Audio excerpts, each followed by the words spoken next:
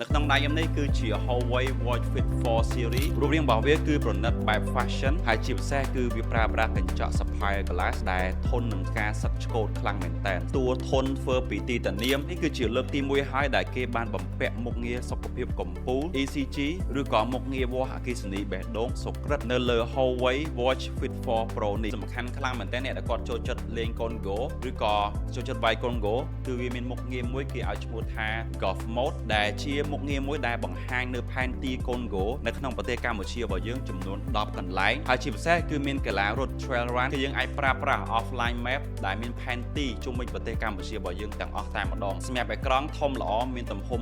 1.82 អ៊ីនដែលវាអាចបង្ហាញកម្រិតពន្លឺរហូតដល់ 3000 nits អាចប្រើប្រាស់ទាំង Android ហើយនិង iOS កម្រាស់វាក៏ស្ដើងដែរកម្រាស់វាត្រឹមតែ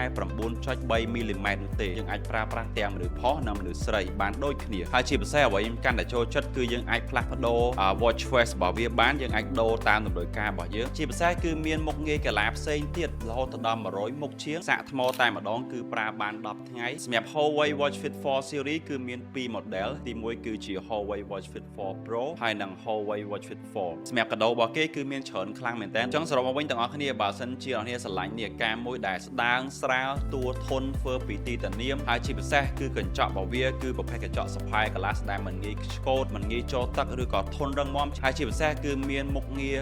កីឡាមុខងារតាមដានសុខភាពច្បាស់លាស់ហើយសាកថ្មប្រើបានរហូតដល់10ថ្ងៃដល់នេះអាចរើយក Huawei Watch Fit 4 Series នេះបាន